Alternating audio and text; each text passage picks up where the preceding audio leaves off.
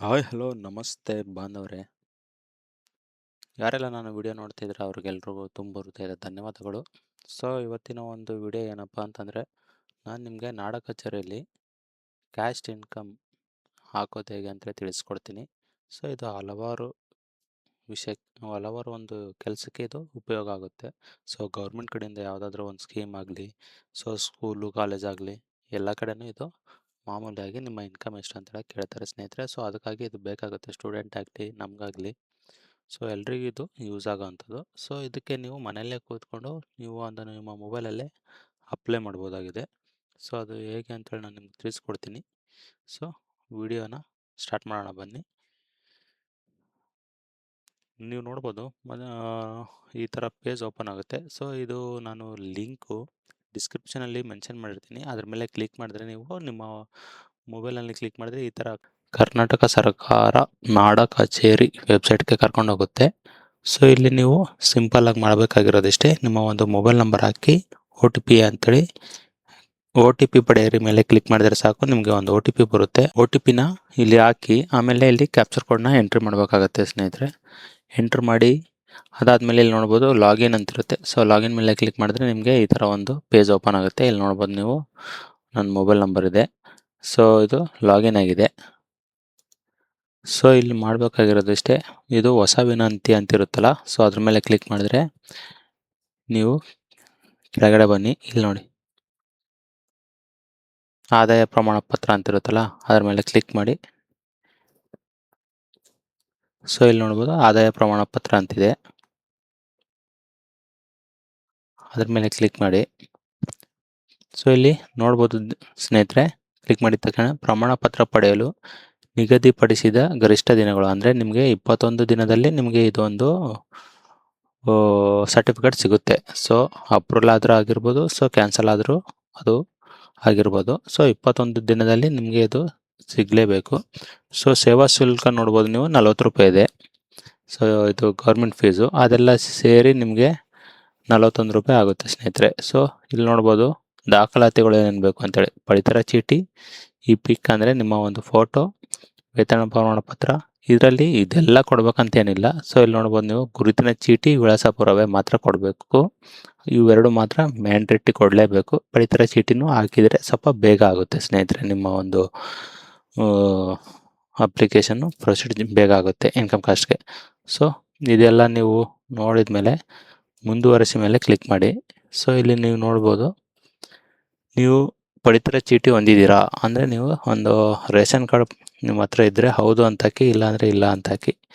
So no problem.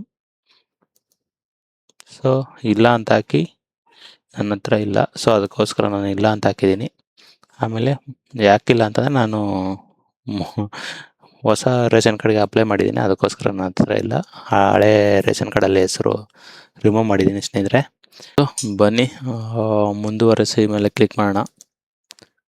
ಅದ್ರ ಮೇಲೆ click ಮಾಡಿದರೆ ಇಲ್ಲಿ ನೋಡ್ಬೋದು ನೀವು ನಿಮ್ಮ ಒಂದು ಪೇಜ್, ಇನ್ನೊಂದು ಪೇಜ್ ಓಪನ್ ಆಗಿದೆ. ಸೊ ಇಲ್ಲಿ ನೀವು ಕನ್ನಡದಲ್ಲೇ ಟೈಪ್ ಮಾಡಬೇಕಾಗುತ್ತೆ ಸ್ನೇಹಿತರೆ. ಆ್ಯಸ್ ಪರ್ ಆಧಾರ್ ಕಾರ್ಡಲ್ಲಿ ಇರೋದು ನೀವು ಕನ್ನಡದಲ್ಲೇ ಟೈಪ್ ಮಾಡ್ಕೋಬೇಕಾಗುತ್ತೆ. ಸೊ ನೀವು ಕನ್ನಡದಲ್ಲಿ ಟೈಪ್ ಮಾಡಿ, ಆಮೇಲೆ ಇಲ್ಲಿ ನಿಮ್ಮ ಒಂದು ಆಧಾರ್ ಕಾರ್ಡ್ ನಂಬರ್ನ ಹಾಕಿ ಟರ್ಮ್ ಆ್ಯಂಡ್ ಕಂಡೀಷನ್ ಮೇಲೆ ಕ್ಲಿಕ್ ಮಾಡಿ.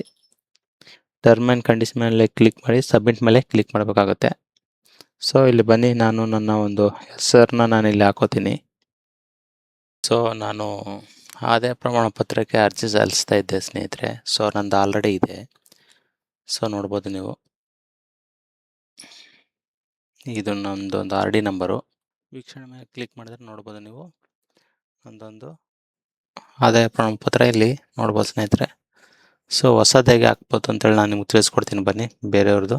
ಸೊ ನೋಡ್ಬೋದು ನೀವು ಈ ಥರ ಒಂದು ಪೇಜ್ ಓಪನ್ ಆಗುತ್ತೆ. ಅದಾದಮೇಲೆ ಇದು ಆಟೋಮೆಟಿಕ್ ಸೆಲೆಕ್ಟ್ ಆಗುತ್ತೆ ಸ್ನೇಹಿತರೆ. ಬಾಗಲಕೋಟೆ ಅಂತೇಳಿ ತಾಲೂಕು ಸೆಲೆಕ್ಟ್ ಆಗುತ್ತೆ. ನೀವು ನಗರನ ಮತ್ತು ಗ್ರಾಮೀಣ ಪ್ರದೇಶನ ಅಂತೇಳಿ ಕೇಳುತ್ತೆ. ಸೊ ನಿಮ್ಮದು ಯಾವ ಊರು ಬರುತ್ತೋ ಅದು ಹಾಕಿ, ಅದಾದಮೇಲೆ ಪಟ್ಟಣ ಅಂತಿರುತ್ತೆ.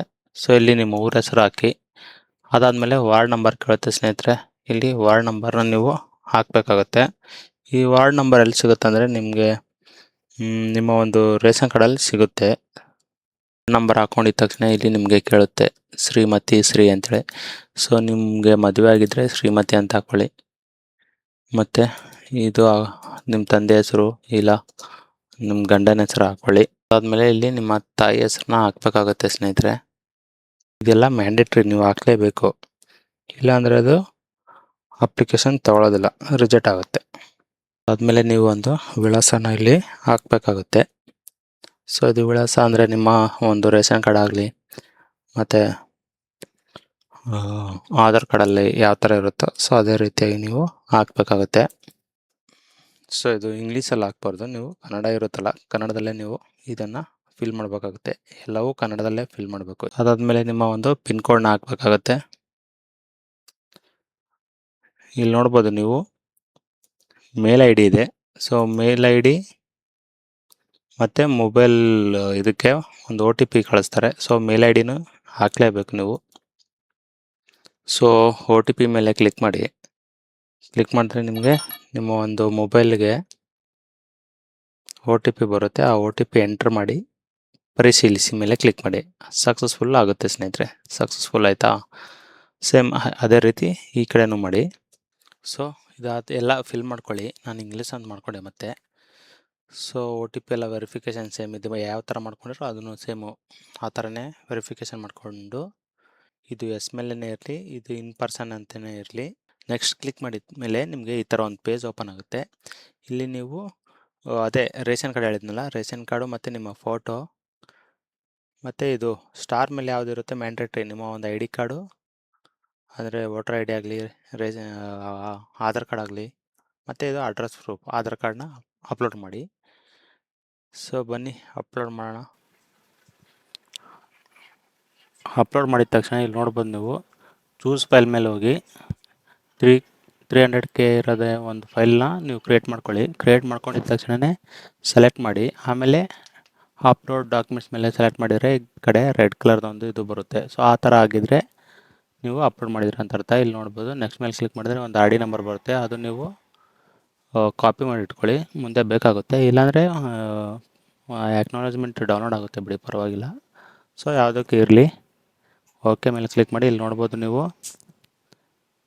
ಪೂರ ಡೀಟೇಲ್ ಬಂದಿದೆ, ಒಂದು ಸಲ ಚೆಕ್ ಮಾಡ್ಕೊಳ್ಳಿ. ಏನಾದರೂ ಇದ್ದರೆ ಕರೆಕ್ಷನ್ ಮಾಡ್ಕೊಳಕ್ಕಾಗುತ್ತೆ ಇವಾಗಲೇ, ಆಮೇಲೆ ಮುಂದೆ ಮಾಡ್ಕೊಳಕ್ಕಾಗಲ್ಲ. ಸೊ ಒಂದು ಸಲ ನೀಟಾಗಿ ನೋಡ್ಕೊಳ್ಳಿ. ನೋಡ್ಕೊಂಡಿದ್ದ ತಕ್ಷಣವೇ ಇಲ್ಲಿ ನೋಡ್ಬೋದು ನೀವು ಇ ಸೈನ್ ಅಂತಿರುತ್ತೆ. ಸೊ ಇ ಸೈನ್ ನೀವು ಮಾಡಬೇಕಾಗುತ್ತೆ.